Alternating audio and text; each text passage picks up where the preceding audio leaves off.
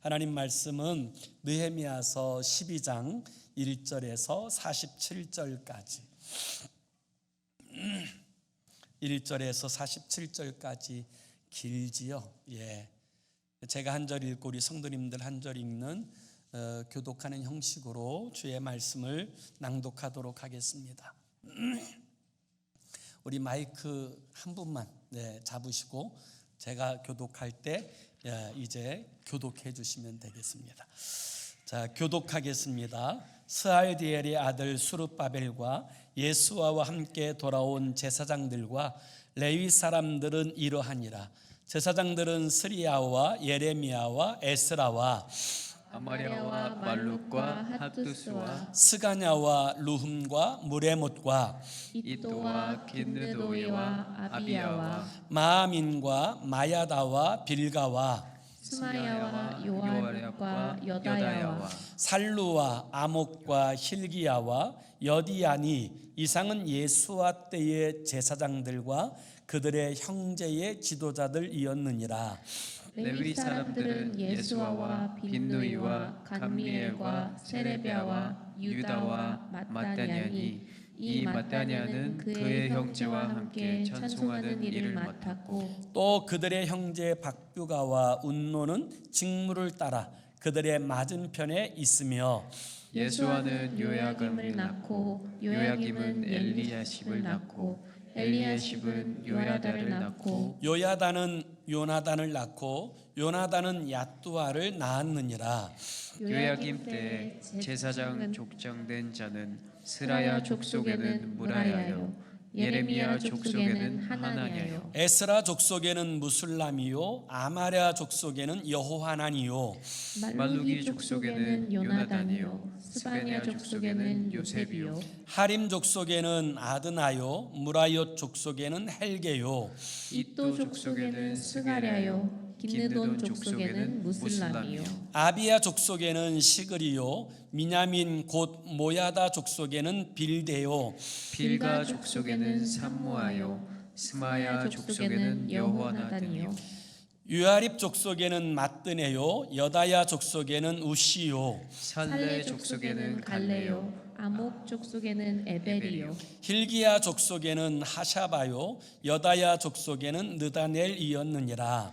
엘리야십과 요야다와 요하난과 야뚜아 때에 레위 사람의 족장이 모두 책에 기록되었고 바사 왕 다리오 때 제사장도 책에 기록되었고 레위 자손의 족장들은 엘리야십의 아들 요하난 때까지 역대 지략에 기록되었으며 레위 족속의 지도자들은 하사바와 세레비아와 감미엘의 아들 예수아라 그들은 그들의 형제의 맞은편에 있어 하나님의 사람 다윗의 명령대로 순서를 따라 주를 찬양하여 감사하고 마따냐와 박뷰가와 오바다와 무술람과 달몬과 악굽은 다 문지기로서 순서대로 문안의 곳간을 파수하였나니 이상의 모든 사람들은 요사닥의 손자 예수아의 아들 요야김과 총독 느헤미야와 제사장 겸 학사 에스라 때에 있었느니라. 예루살렘 성벽을 봉헌하게 되니 각처에서 레위 사람들을 찾아 예루살렘으로 데려다가 감사하며 노래하며 재금을 치며 비파와 수금을 타며 즐거이 봉헌식을 행하려 하매 이에 노래하는 자들이 예루살렘 사방들과 느도바 사람의 마을에서 모여들고 곧 백길갈과 게바와 아스마옻 들에서 모여들었으니 이 노래하는 자들은 자기들을 위하여 예루살렘 사방의 마을들을 이루었음이라. 제사장들과 레위 사람들이 몸을 정결하게 하고 또 백성과 성문과 성벽을 정결하게 하니라. 이에 내가 유다의 방백들을 성벽 위에 오르게 하고 또 감사 찬송하는 자의 큰 무리를 둘로 나누어 성벽 위로 대오를 지어 가게 하였는데 한 무리는 오른쪽으로 분문을 향하여 가게 하니 그들의 뒤를 따르는 자는 호세아와 유다 지도자의 절반이요 또 아샤라와 에스라와 무술람과 유다와 베냐민과 스마야와 예레미야이며 또 제사장들의 자손 몇 사람이 나팔을 잡았으니 요나단의 아들 스마야의 손자 mat단야의 증손 미가야의 현손 삭굴의 5대 손 아삽의 6대 손 스가랴와 그의 형제들인 스메야와 아사렐과 밀랄레와 갈렐레와 마에와 느다엘과 유다와 하나니라 다 하나님의 사람 다윗의 앞길을 잡았고 학사 에스라가 앞서서 샘문으로 전진하여 성벽으로 올라가는 곳에 이르러 다윗 성의 층계로 올라가서 다윗의 궁 윗길로서 동쪽으로 향하여 수문에 이르렀고 감사 찬송하는 다른 무리는 왼쪽으로 행종하는데 내가 백성의 절반과 더불어 그 뒤를 따라 성벽 위로 가서 화덕 망대 윗길로 성벽 넓은 곳에 이르고 에브라임 문 위로 옛문과 어문과 하나넬 망대와 한메아 망대를 지나 양문에 이르러 감옥문에 멈춤해 이에 감사 찬송하는 두 무리가 하나님의 전에 섰고 또 나와 민장의 절반도 함께하였고 제사장 엘리야김과 마아세아와 미냐민과 미가야와 엘로예네와 스가랴와 하나냐는 다 나팔을 잡았고 또 마아세야와 스마야와 엘르알살과 우시와 여호하남과 말기야와 엘람과 에셀이 함께 있으며 노래하는 자는 크게 찬송하는데 그 감독은 예스라히야라. 이날의 무리가 큰 제사를 드리고 심히 즐거워하였으니 이는 하나님이 크게 즐거워하게 하셨습니다. 부녀와 어린 아이도 즐거워하였으므로 예루살렘이 즐거워하는 소리가 멀리 들렸느니라. 그날에 사람을 세워 곡간을 맡기고 제사장들과 레위 사람들에게 돌릴 것 곧 율법에 정한 대로 거제물과 처음 익은 것과 11조를 모든 성문 밖에서 두어 이곳간에 쌓게 하였노니 이는 유다 사람이 섬기는 제사장들과 레위 사람들로 말미암아 즐거워하기 때문이라. 그들은 하나님을 섬기는 일과 결례의 일을 힘썼으며 노래하는 자들과 문지기들도 그러하여 모두 다윗과 그의 아들 솔로몬의 명령을 따라 행하였으니 옛적 다윗과 아삽의 때에는 노래하는 자의 지도자가 있어서 하나님께 찬송하는 노래와 감사하는 노래를 하였으며 47절 다 같이 합니다. 수르바벨 때와 느헤미야 때에는 온 이스라엘이 노래하는 자들과 문지기들에게 날마다 쓸 몫을 주되 그들이 성별한 것을 레위 사람들에게 주고 레위 사람들은 그것을 또 성별하여 아론 자손에게 주었느니라. 아멘. 오늘은 제 2부 예배가 제자훈련 수료식 예배를 겸하여 드리게 되어졌는데요.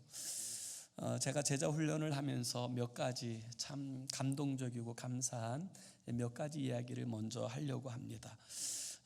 제가 이번 제자훈련 제1기를 하면서 참 감사하고 은혜롭게 여겼던 첫 번째는 사실 참여할 사람이 있을까 이런 생각을 했습니다. 1년의 과정을 지낸다는 것이 절대로 쉽지 않고 또 그 과정을 하는 동안에는 아파서도 안 되고 죽어서도 안 되고 또 멀리 가서 오래 있어서도 안 되고 또 그 모든 숙제와 과제물들을 감당해야 된다라고 하는 이 부분을 정확하게 말씀하고 제자훈련을 시작하였기 때문에 이런 과정을 누가 할 수 있을까 사실 걱정했습니다. 그래서 하나님께 기도하였는데 하나님께서 놀랍게도 우리가 조금 전에 보셨던 그런 믿음의 용사들을 붙여주시고 끝까지 나아갈 수 있게 하셨습니다. 저는 그것이 하나님의 은혜라고 믿습니다.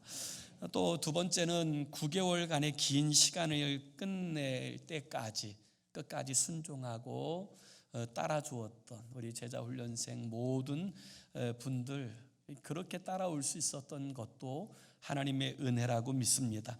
또 이제 세 번째는 사실 제 1기 제자 사역이 성공하기가 쉽지 않은데 놀랍게도 이 제 1기 제자 훈련 사역에 헌신되어진 주의 사람들이 그 포문을 잘 열어주어서 너무나도 감사하고 그것 또한 하나님의 은혜라고 믿습니다. 또 이제 네 번째는 제자 훈련 과정들을 통하여 기도 응답을 받고 또 성품과 또 인격이 변화되어지고 또 하나님을 만나는 체험을 하고 또 하나님의 은혜를 경험한 이야기들이 매 시간마다 고백되어질 수 있었다라고 하는 것이 저는 하나님의 은혜이고 기적이라고 믿습니다.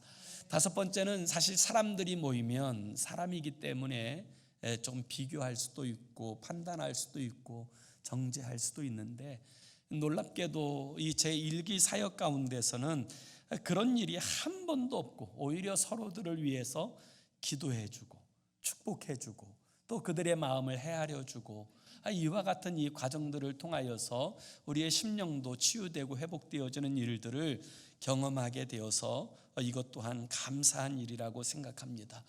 여섯 번째는 서로 정말 섬기겠다고 매주마다 음식들을 싸가지고 오셔서 이 제자 훈련을 마치고 나면 제가 홀쭉할 줄 알았는데 오히려 시간마다 잔치집처럼 그렇게 너무 풍성하게 이제 함께 나눌 수 있게 되어진 것 또한 저는 하나님의 은혜라고 생각합니다.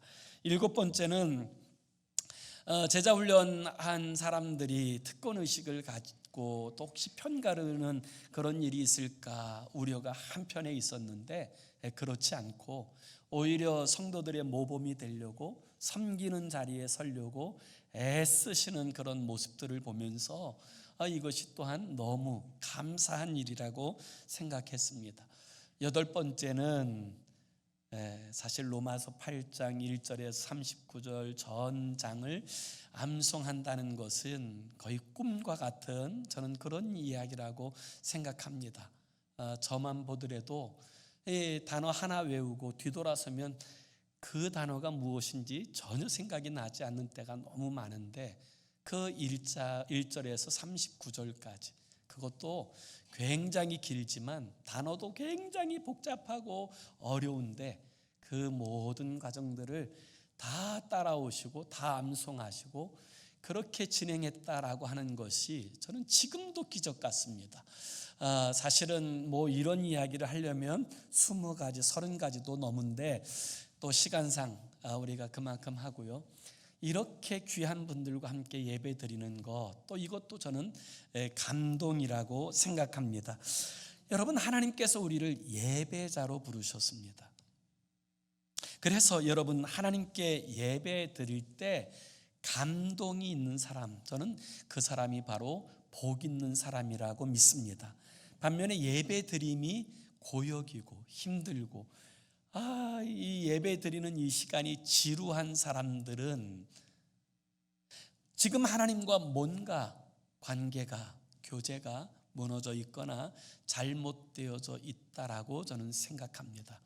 그와 같다면 여러분 우리는 회개하고 하나님과 무너진 관계를 회복하고 예배의 회복을 경험하기 위해서 힘쓰고 애써야 되는 줄로 믿습니다. 저는 오늘 이제 이 예배를 준비하면서 우리가 제자훈련 수료 예배이기도 하지만 또 마침 오늘 이 본문의 주제가 예배라고 하는 이 주제를 가지고 고민하고 기도할 때 제일 먼저 떠올랐던 사람이 미국의 대통령인 아이젠하워였습니다. 이 아이젠하워라고 하는 이 대통령은 그 아주 어려운 가정에서 태어났습니다. 그 너무너무 힘들고 어려운 가정에서 태어났는데 그 부모들은 신앙의 부모들이어서 아주 어렸을 때부터 이 아이를 잘 양육했습니다. 그런데 안타깝게도 이 아이젠하워가 어렸을 때 두 부모가 다 돌아가시는 바람에 외할머니 손에서 자라게 되었음에도 불구하고 그는 그 신앙을 버리지 않고 특별히 예배하는 그 자리를 절대로 놓치지 않았다고 합니다. 그러다가 사관학교에 들어가서 졸업할 즈음에 세계 제1차 대전이 일어나게 되어져요. 소위로 임감하면서 세계 제1차 대전의 전쟁터에 뛰어들어갔음에도 불구하고 이 전쟁터 참호에서도 예배를 드리고 심지어 전차, 탱크 안에서도 그 소대원들과 예배를 드리고 하나님의 말씀을 나누었다고 합니다. 그리고 나서 이제 세계 제2차 대전이 벌어졌을 때 이미 아이젠하워는 전 세계의 이제 총사령관이 됩니다. 그래서 이 아이젠하워의 통솔 아래서 전 세계가 나치 독일과 이제 싸우는 이 세계 제2차 대전을 성공적으로 이끌었던 사람이 바로 아이젠하워지요. 노르망디 상륙 작전을 비롯해서 이 모든 고비고비마다 기도하면서 이 전쟁을 결국에 승리로 이끌었던 사람이 아이젠하워입니다. 그런데 이 아이젠하워의 그 책에 보면 그는 이런 이야기를 해요. 자신은 아침마다 늘 고백하고 있는 성경 구절 하나가 있다고 이야기합니다. 그것이 스가랴서 4장 6절이에요. 이는 힘으로도 되지 아니하고 능으로도 되지 아니하고 오직 여호와의 신으로 되느니라. 그는 일생을 사는 동안에 내 힘을 의지하고 산 것이 아니고 내 능력을 의지하고 산 것이 아니고 오직 하나님의 성령을 의지하고 살았다라고 고백하고 있는 것입니다. 1959년에 이 아이젠하워 대통령이 이제 대통령이 된 후에 그 당시에 소련의 공산주의 서기장이었던 후르시초프를 미국으로 초대합니다. 그리고 이제 정상회담을 갖게 되어지는데 그날이 9월 27일 주일이었습니다. 이 주일이 되었을 때 이 아이젠하워는 소련의 공산당 서기장인 후르시초프에게 함께 하나님을 예배드리기 위해서 교회에 가자고 간곡하게 요청합니다. 그런데 여러분, 이 공산주의가 어떤 것입니까? 하나님을 제일 싫어하고 교회를 제일 싫어하는 사상, 이것이 공산주의 사상 아닙니까? 그래서 이 공산주의의 우두머리에 있었던 이 후르시초프는 이런지하에 그의 제안을 거절해요. 그러자 이 아이젠하워는 후르시초프에게 이렇게 양해를 구합니다. 그러면 내가 하나님 앞에 예배하고 돌아올 때까지 이곳에 계십시오. 내가 예배하고 돌아와서 다시 이야기합시다. 그리고는 이 교회로 떠났어요. 그리고 나서 모든 예배를 마치고 이 아이젠하워가 이제 다시 돌아오게 되었을 때 아이젠하워가 후르시초프에게 질문했던 첫 번째 질문이 이런 질문이었다 그래요.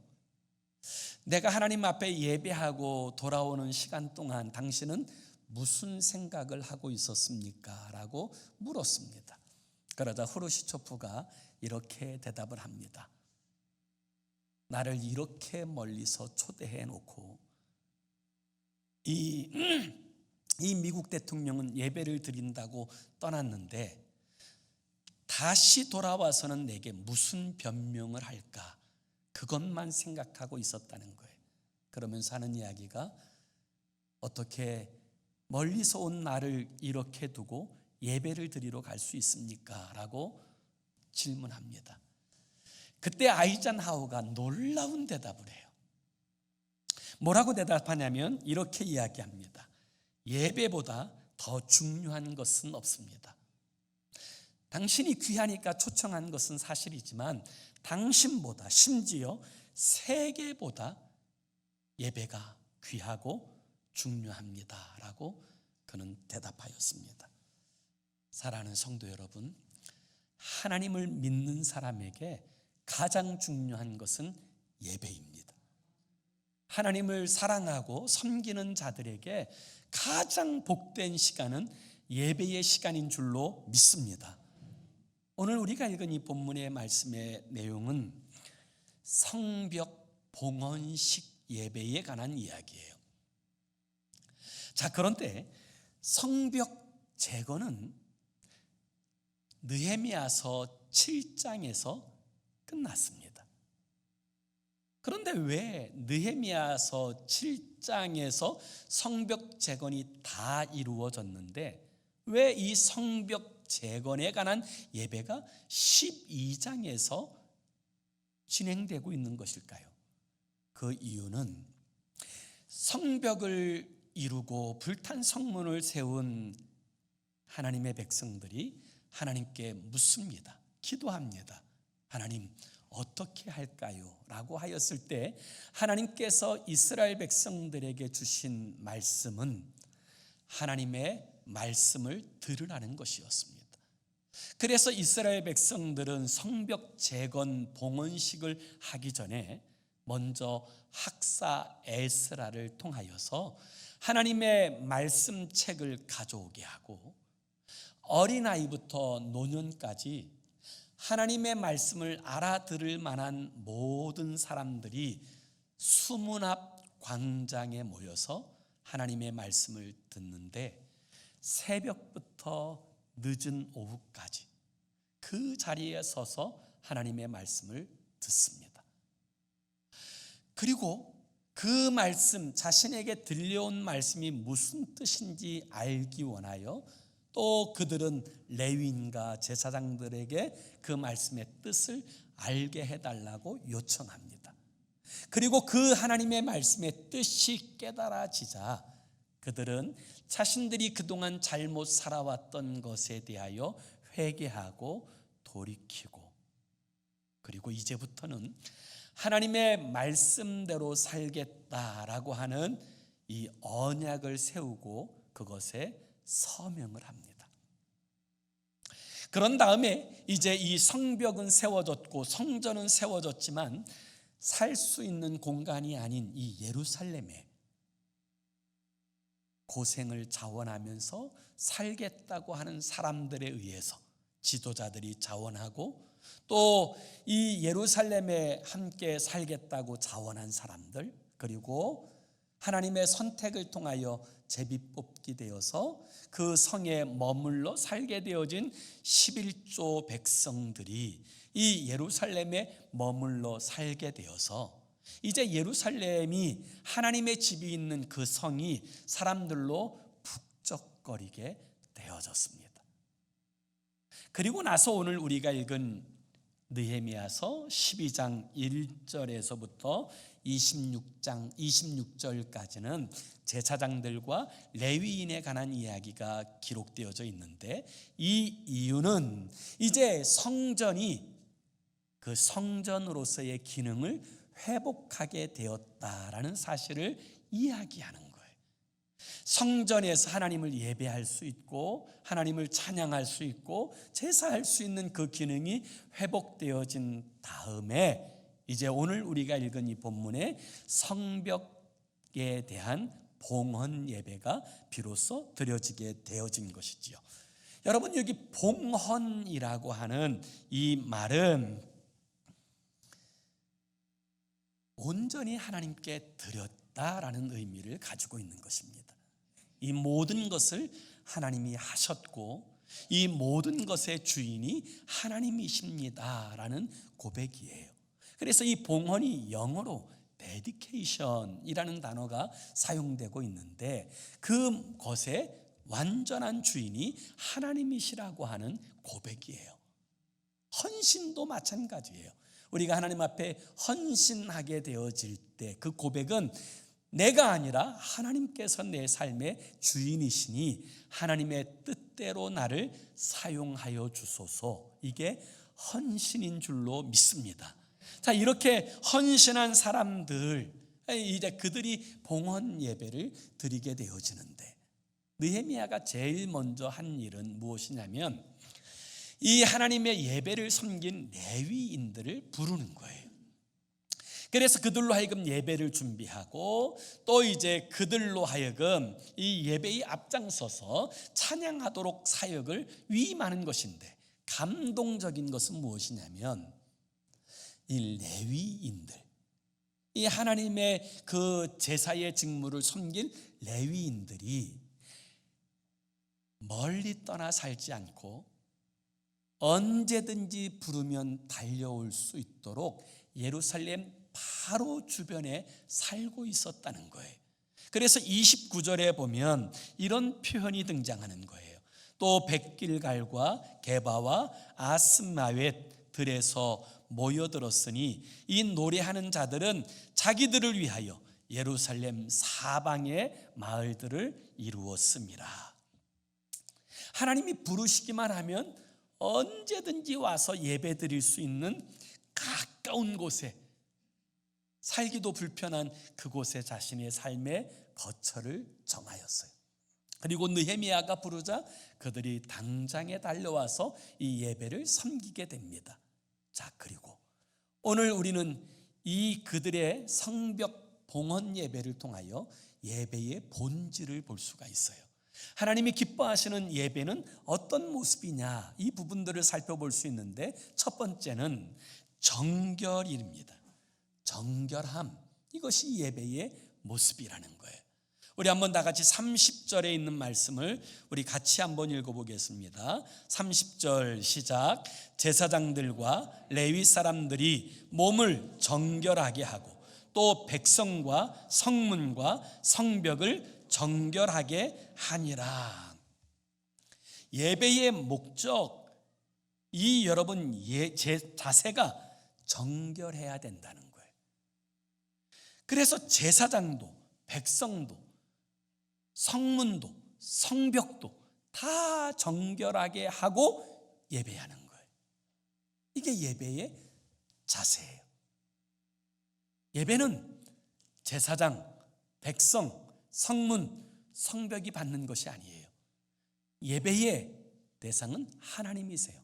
거룩하신 하나님을 예배하는 이 예배자가 갖추어야 될 가장 중요한 자세는 정결함이에요. 거룩함이에요. 거룩해야 하나님 앞에 나아가 거룩한 예배를 드릴 수가 있게 되는 줄로 믿습니다. 그래서 우리가 주일날 예배를 드리러 나올 때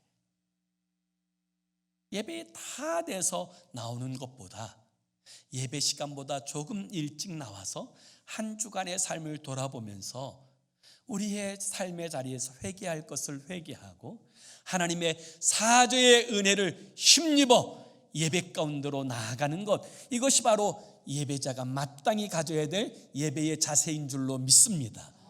이 참된 예배의 두 번째 모습은 감사예요. 감사하는 것.